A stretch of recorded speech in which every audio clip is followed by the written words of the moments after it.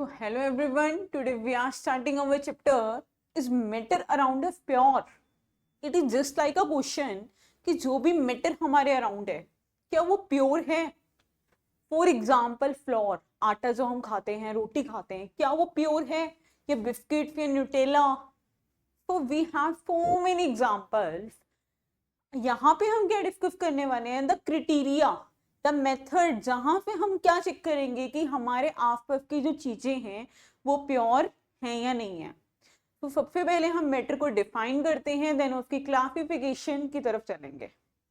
तो firstly we will know about the matter. As we have discussed in the previous chapter, matter is anything that occupies space and has mass. तो हमने matter को किस तरीके से define किया, anything, ऐसी कोई भी चीज जो क्या करेगी, स्पेस को ऑक्यूपाई करेगी. We have two conditions. The first condition is it will occupy the space and second condition it has mass. So now come to the chapter, is matter around us pure. तो आइए जानते हैं कि matter की क्या classification होगी, हम उसको कितनी कैटेगरी में डिवाइड करेंगे, देन प्योरिटी के बारे में कैसे पता लगाएंगे. तो आइए मैटर के बारे में बात कर रहे थे. Matter are classified into two part. First one is pure substance, second one is mixture. As the name substance, it is a pure.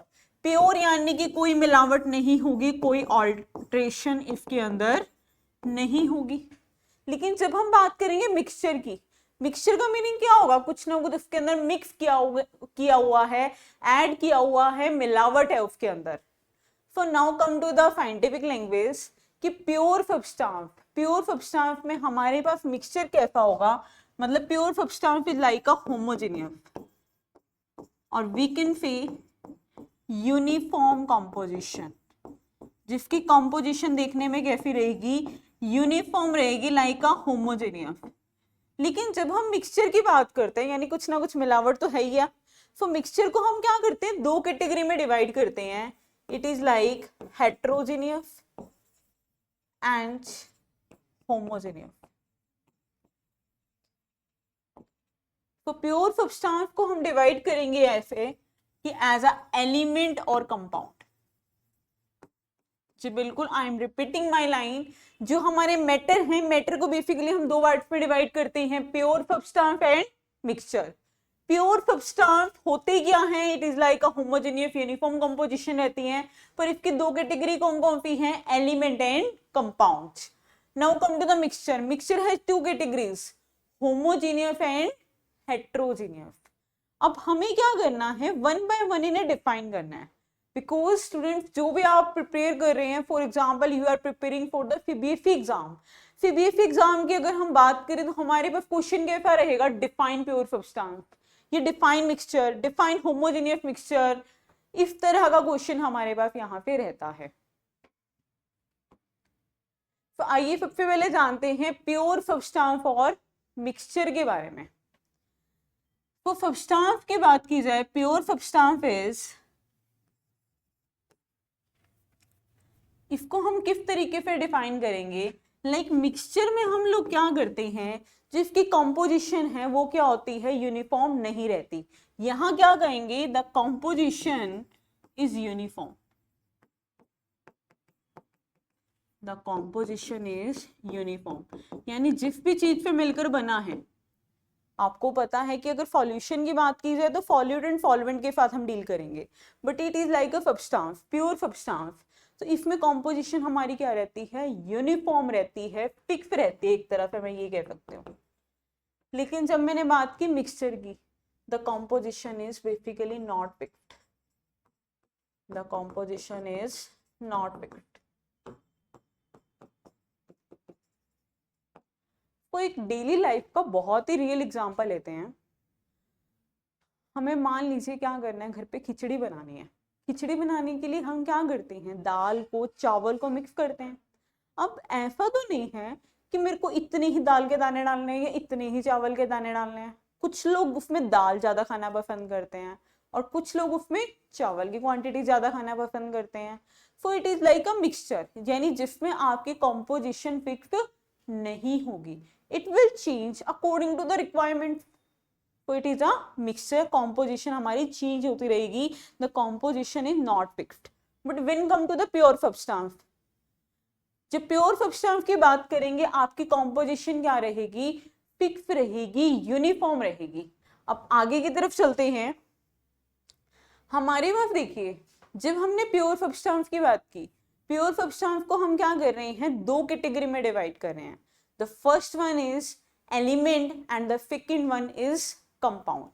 अब हमें इसे डिस्क्राइब करना है एलिमेंट क्या होता है। तो आइए now come to the definition of element. Substance which is made up of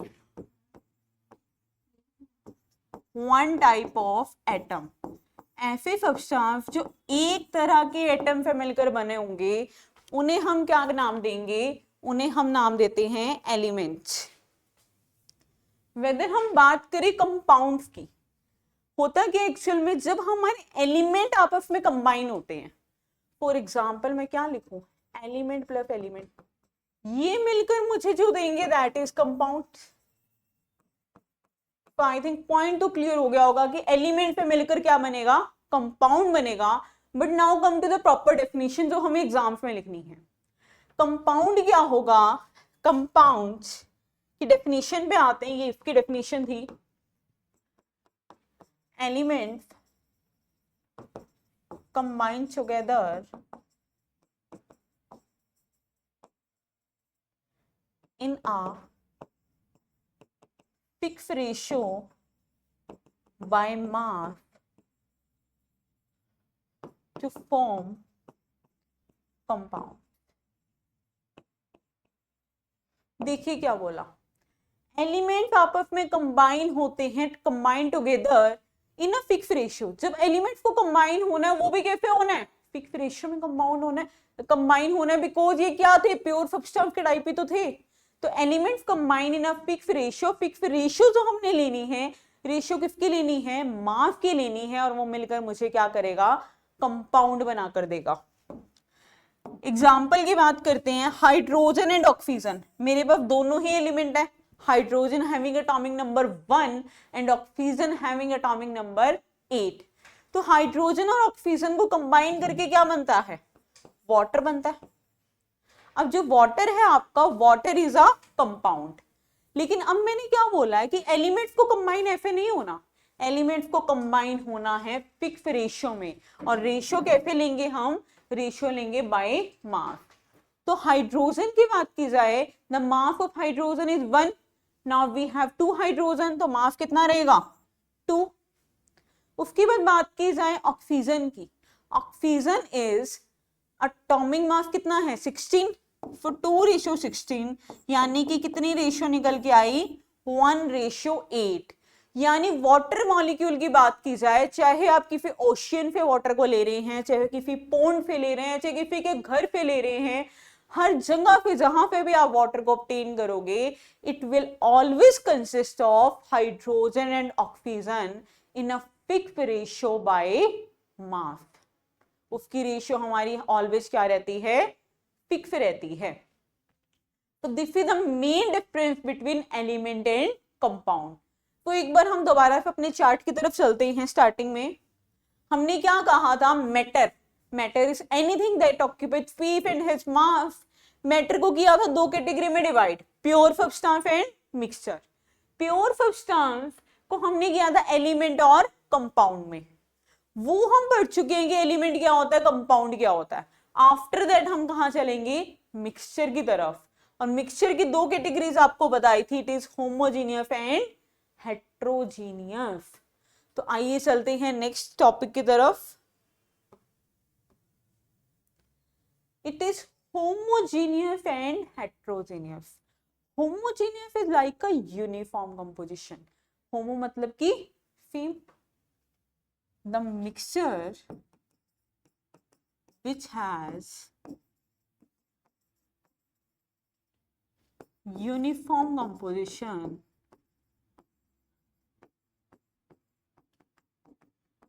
through out the mixture, कि थ्रू आउट द मिक्सचर इसकी कंपोजिशन क्या रहेगी, यूनिफॉर्म रहेगी। होमोम का मतलब क्या होता है, सेम, यानी कि दिखने में मुझे कैसा लगेगा, बिल्कुल सेम कंपोजिशन लगेगी, यूनिफॉर्म लगेगी। लेकिन बात करें हेट्रोजीनियस की, इसमें क्या लिखेंगे, mixture which do not have uniform composition throughout the mixture, कि थ्रू आउट द मिक्सचर जिसमें कंपोजिशन हमारी यूनिफॉर्म नहीं रहती, उसे हम क्या नाम देंगे, उसे हम नाम देंगे हेट्रोजीनियस। तो आइए अब एग्जाम्पल्स की तरफ चलते हैं, बिकॉज एग्जाम्पल्स जितने हम डेली लाइफ के लेंगे उतना हमारे लिए अंडरस्टैंड करना इजी हो जाएगा। तो होमोजेनियस में बहुत ही बेसिक से एग्जाम्पल लिया, लाइक कि सोल्ट प्लस वाटर। हमने क्या किया, पानी की बात की, वाटर H2O, H2O में क्या किया, स्मॉल क्वांटिटी सॉल्ट की ऐड कर दी, तो बहुत जल्दी मिक्स हो जाएगा, हमें पता है, that is salt plus water. ये क्या बन गया, एक तरह का होमोजेनियस, यानी कि देखने में मेरे को पता भी नहीं चलेगा इस पानी में क्या था, नमक था, क्योंकि वो अच्छे से डिजॉल्व हो जाएगा।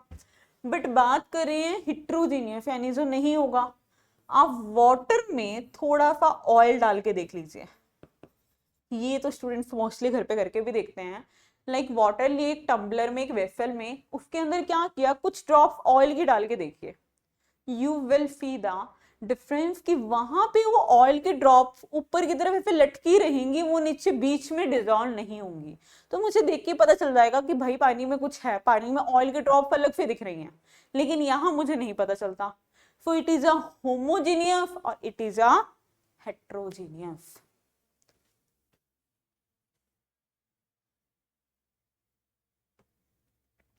Now come to the next topic, that is solution. Solution यानी कि हमारे पास क्या रहेंगे, सॉल्ट प्लस वाटर का एग्जांपल लिया, this is all for solution. Salt की जगह अगर मैं शुगर डाल दूं, sugar plus water, it is all for solution. So solution is like a homogeneous, it is like a homogeneous composition, और जिसमें पार्टिकल का साइज हमारा क्या रहता है, बहुत ही छोटा रहता है। So now come to the definition, हम सॉल्यूशन को किस तरीके से डिफाइन कर सकते हैं, solution is like a homogeneous mixture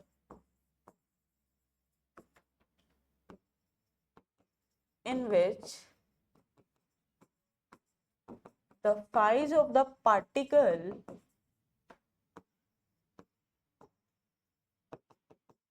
is very small.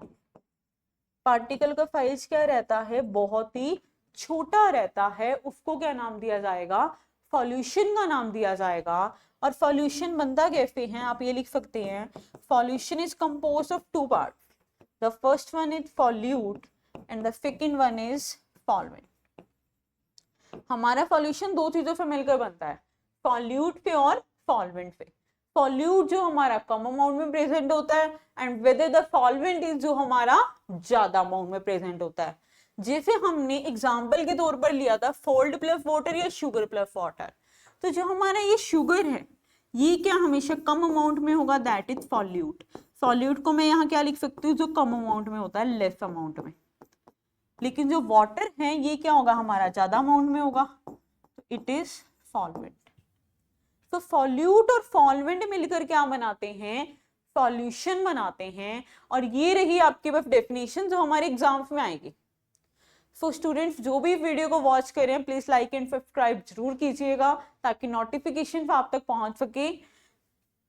I think यहां तक आपको क्लियर होगा। नेक्स्ट टॉपिक पर चलते हैं आप। हाँ जी, एग्जाम्पल्स की बात करते हैं। हमारे एग्जाम में एग्जाम्पल भी पूछे जाएंगे। अब 9th स्टैंडर्ड की अगर बात करें, हम ये सॉल्ट एंड वाटर लिखेंगे, sugar and water, that is not enough, because हम क्या कर रहे हैं 9th स्टैंडर्ड में थोड़ा सा साइंटिफिक लेवल की तरफ चलेंगे, एग्जाम्पल्स थोड़े से साइंटिफिक उठाने पड़ेंगे हमें। साइंटिफिक इज लाइक कि यहाँ एग्जाम्पल हमें डेली लाइफ के नहीं लेने, ये डेली लाइफ के जस्ट इसलिए बताए गए हैं ताकि आप उसको इजीली अंडरस्टैंड कर पाए। तो एग्जाम्पल्स की बात करें, first example is tincture of iodine. ये वर्ड बहुत ज्यादा पूछा जाता है एग्जाम्स में, when you are talk about the MCQs multiple choice question, वहां पूछा जाएगा टिंक्चर ऑफ आयोडीन क्या होता है। देन यू हैव हर्ड कि हमने तो एग्जाम्पल ही नहीं किया, हमने इस बारे में नहीं सुना। सो टिंक्चर ऑफ आयोडीन इज कि आयोडीन के साथ साथ इसमें क्या डाली जाती है, एल्कोहल डाली जाती है। जैसे अभी हमने कहा कि सॉल्यूशन के दो पार्ट हैं, सॉल्यूट प्लस सॉल्वेंट। तो टिंक्चर ऑफ आयोडीन में हमने क्या डाला, आयोडीन डाला और साथ में क्या डाला, एल्कोहल डाला। Means it is a solute and it is a solvent. देखिए मैं मार्क कर देती हूँ, ये हमारा क्या है, सॉल्यूट है और ये हमारा क्या है, सॉल्वेंट है। So now come to the next example. The next example is aerated soft drinks. Soft drinks की बात करते हैं, मार्केट में बहुत तरह की सॉफ्ट ड्रिंक्स अवेलेबल होती हैं, उनकी बात की जा रही है। जैसे कि बात करते हैं हम सोडा वाटर की। सोडा वाटर में आप देख पा रहे हैं वाटर के साथ साथ क्या है, सोडा है। सोडा यानी कि इट इज लाइक गैस और लिक्विड का क्या किया हुआ है, एक तरह से कॉम्पोजिशन बनाई हुई है। तो these both are the example of solution. तो कई बार हमारे पास इनके फिजिकल स्टेट के ऊपर भी क्वेश्चन आ जाता है और कई बार डायरेक्ट इन एग्जाम्पल्स के ऊपर भी क्वेश्चन आ जाता है। सो जो हमारे एग्जाम्पल्स रिपीटेडली रहते हैं सीबीएसई एग्जाम में, वही यहाँ पर डिस्कस किए गए हैं। एग्जाम्पल्स के बाद चलते हैं अब हम नेक्स्ट टॉपिक पर। The next topic is properties of solution.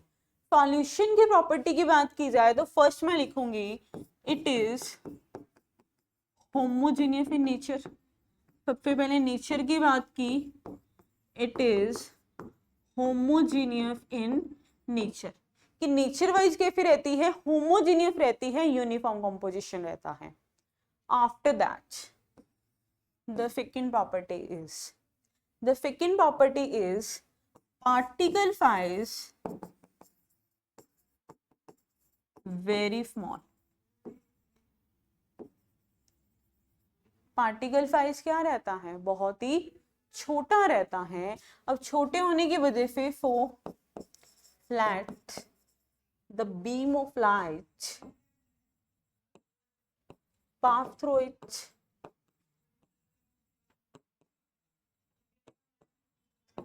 कि पार्टिकल साइज छोटे होने की वजह से लाइट की बीम को इसमें से पास होने देती है। That is known as Tyndall effect, जो अभी हम नेक्स्ट स्लाइड में पढ़ने वाले हैं।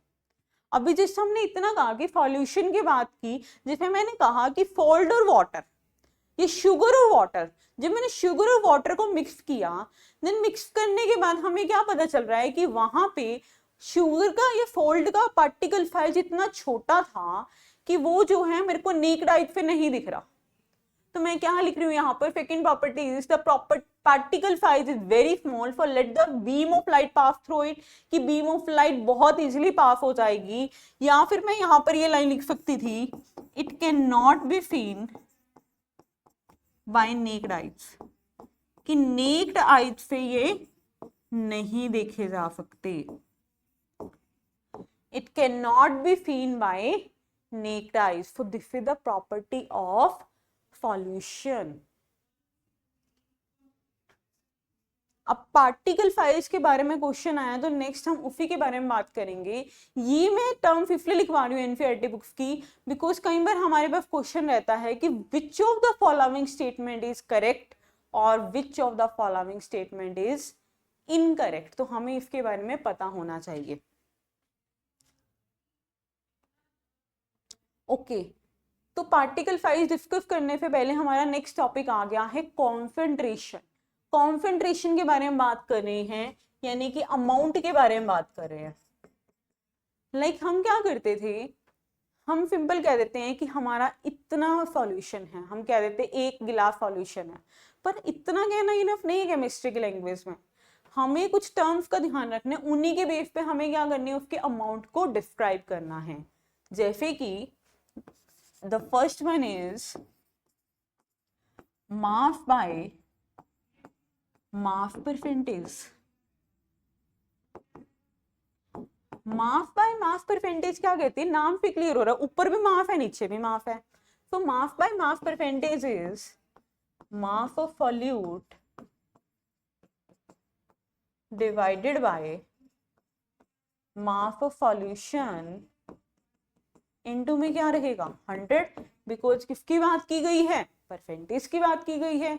अब इसके अलावा द सेकंड वन क्या हो सकता है हमारे पास, it can be volume by volume percentage. Volume by volume percentage यानी कि क्लियर हो रहा है कि ऊपर भी वॉल्यूम है नीचे भी वॉल्यूम है। It is like volume of solute divided by volume of solution into 100। तो हमने ये ध्यान रखना है, ऊपर मुझे क्या लेना है, सॉल्यूट का लेना है, और नीचे क्या लेना है, सॉल्यूशन का लेना है। इनटू में क्या करना है, मुझे 100 करना है, बिकॉज किसकी बात हो रही है, परसेंटेज में बात हो रही है। मास बाय मास परसेंटेज करना है या वॉल्यूम बाय वॉल्यूम परसेंटेज, दोनों ही मेथड है मेरे पास किसी भी सॉल्यूशन की कंसंट्रेशन को रिप्रेजेंट करने के लिए। So it will depend upon the question, की क्वेश्चन में मुझसे क्या पूछा गया है। अब आइए क्वेश्चन की तरफ चलते हैं। The question is a solution contain 40 gram of common salt. Common salt NaCl की बात की गई है कि सॉल्यूशन में कितना कॉमन सॉल्ट है, 40 ग्राम इन 320 ग्राम ऑफ वाटर। यानी मुझे यहां से क्लियर हो रहा है कि मास ऑफ सॉल्यूट कितना है 40 gram and mass of solvent कितना है 320 ग्राम।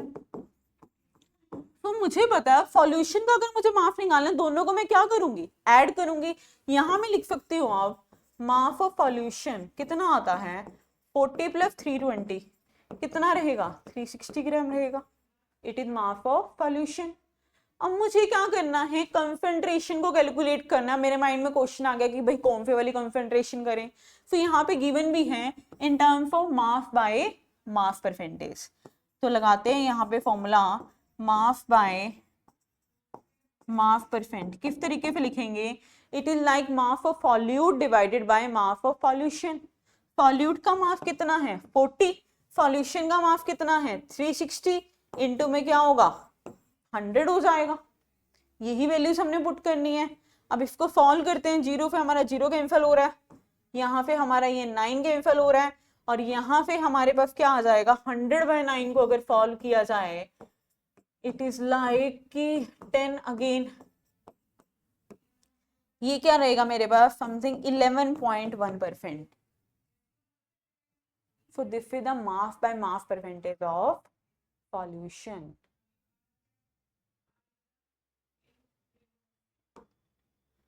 Okay, now come to the main topic, true solution, यानी कि जो सॉल्यूशन हम अभी तक डील करते आ रहे हैं।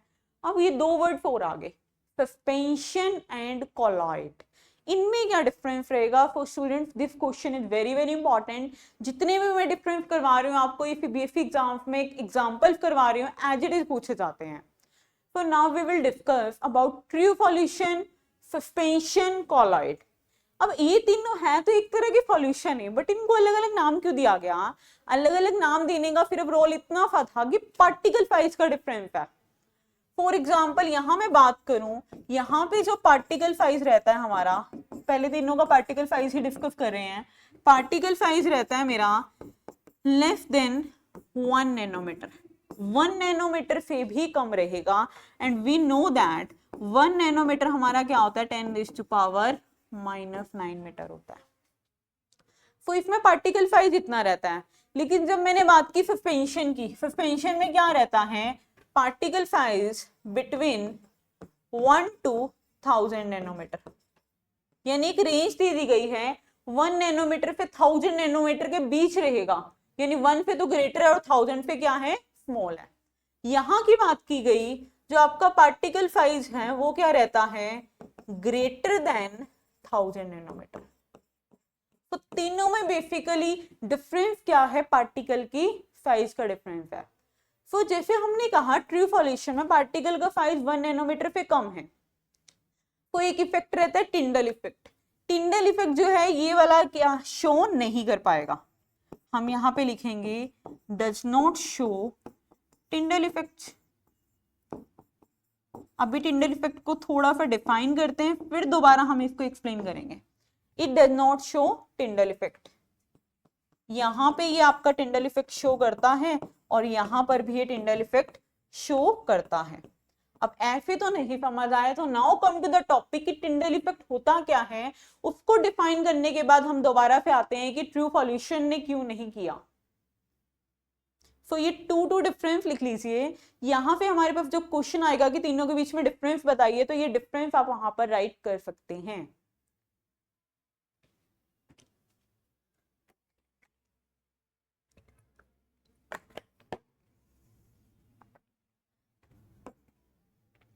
Okay, the next topic is Tyndall effect. Tyndall effect basically क्या होता है, scattering of light. Scattering word का मतलब क्या है, डिफ्लेक्ट होना। Scattering is like deflection in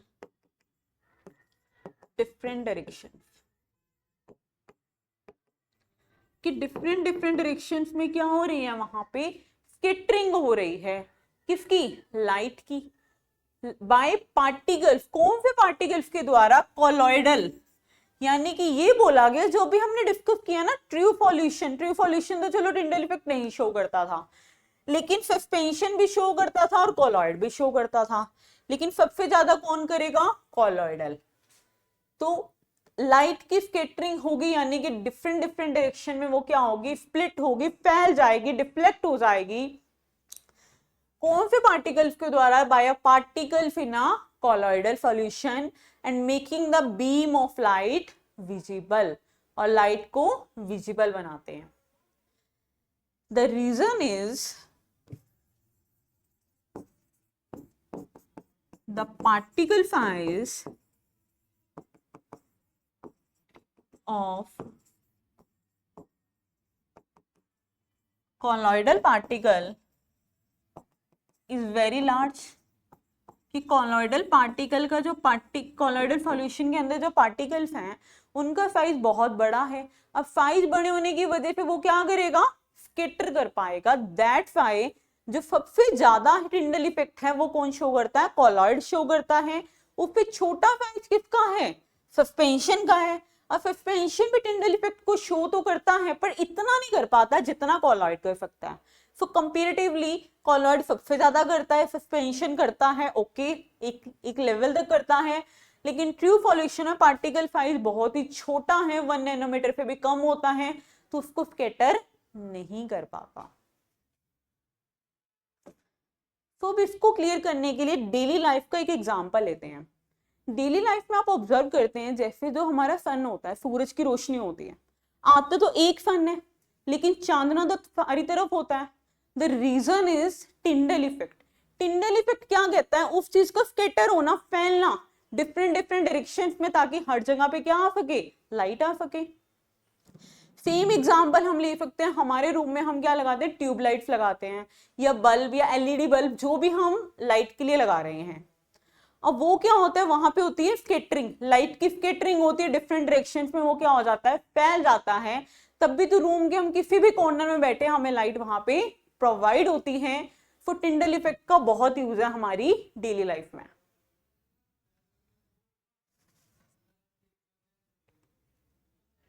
हाँ जी, यहाँ पे आते हैं, टिंडल इफेक्ट में होता किस तरीके से है। मैं आपको बार बार कह रही हूँ कि मेरे पास एक लाइट फोर्स होगा, लाइट फोर्स को मैंने क्या करवाना है, वहां से पास करवाना है सॉल्यूशन में से। तो यहाँ पे तीनों लिए गए, एक सॉल्यूशन है, कॉलॉइड, एक सस्पेंशन है। लाइट बीम हमारी विजिबल नहीं होती, यहाँ पे क्या होगी, विजिबल, और यहाँ पे क्या रहती है, विजिबल। तीनों के एग्जाम्पल गिवन है, तो यहाँ पे आप टिंडल इफेक्ट को बहुत इजीली स्टडी कर सकते हैं। This is a very important topic for CBSE exam, जहां पे हमें डेफिनेशन पूछी जाती है, इनके एग्जाम्पल पूछे जाते हैं, true solution, suspension and colloid के, और पूछा जाता है कि कौन सा टिंडल इफेक्ट शो करता है और कौन सा नहीं करता। So now come to the type of colloid, कि जो हम कॉलॉइड की बात कर रहे थे जिसमें पार्टिकल साइज हमारा बहुत बड़ा है, हमारे कॉलॉइड कितने टाइप के होते हैं। तो जैसे स्टूडेंट्स हम करते थे ना सॉल्यूशन में, सॉल्यूशन हमारा दो पार्ट में मिलके बना होता था, सॉल्यूट प्लस सॉल्वेंट। सॉल्यूट जो हमारा कम अमाउंट में होता है एंड सॉल्वेंट जो हमारा ज्यादा अमाउंट में होता है। इसी तरह जब हमने बात की कॉलॉइडल सॉल्यूशन की, कॉलॉइडल सॉल्यूशन में हम क्या करेंगे, हमने ये टर्म्स लेनी है डिस्पर्ज फेज, प्लस में मुझे क्या लेना है, डिस्पर्जन मीडियम लेना है, डिस्पर्ज फेज लेना है और डिस्पर्जन मीडियम लेना है। डिस्पर्ज फेज यानी कि सॉल्यूट के लिए वर्ड यूज किया गया है, डिस्पर्जन मीडियम यानी कि सॉल्वेंट के लिए यूज किया गया है। तो फर्स्टली हम बात करते हैं कॉलॉइड का टाइप क्या है, एरोजॉल। यहां पे भी क्या है, एरोजॉल। तो यहां पर देखिए जब मैंने बात की एरोजॉल, नाम से कुछ कुछ क्लियर हो रहा है कि एयर की साउंड आ रही है, मीन्स कि डिस्पर्जन मीडियम मेरा क्या होगा, गैस होगा जो ज्यादा अमाउंट में है। डिस्पर्ज सब्सटेंस मेरा लिक्विड भी हो सकता है, मेरा सॉलिड भी हो सकता है। उसके बाद देखिए बात की गई है, जब मेरे पास ये तीन एग्जाम्पल हैं, जब मेरे पास डिस्पर्जन मीडियम क्या होगा, लिक्विड, और यहाँ पे मुझे क्या तीनों सिचुएशंस लेके देख लेनी है। तो हमारे पास क्वेश्चन रहता है कोई भी दे दिए इमल्शन, इमल्शन में बताइए डिस्पर्ज फेज क्या होता है, इमल्शन में बताइए डिस्पर्जन मीडियम क्या होता है। सेम जैसे सॉलिड फॉल की बात करते हैं, सॉलिड फॉल में आता है हमारे पास कि डिस्पर्जन मीडियम बताइए क्या होता है। तो देखिए जब गैस की बात की दो पॉसिबिलिटीज हैं, लिक्विड की बात की तीन पॉसिबिलिटीज हैं, सेम जब हमने सॉलिड की बात की तो हमारे पास तीन पॉसिबिलिटीज आएंगी, सॉलिड लिक्विड गैस। तो हमें क्या करना है, जो हमारा कॉलॉइड है, कॉलॉइड टाइप का हमें नेम भी लर्न करना है और साथ में कुछ उनके एग्जाम्पल्स भी लर्न करने हैं। फॉर एग्जाम्पल मिल्क की बात की, milk is like a emulsion, emulsion में हमारा ये डिस्पर्ज फेज भी लिक्विड है और डिस्पर्जन मीडियम भी लिक्विड है। सो स्टूडेंट्स ये टेबल आपकी एनसीईआरटी बुक में एज इट इज गिवन है, यहां पे क्वेश्चन जरूर आता है।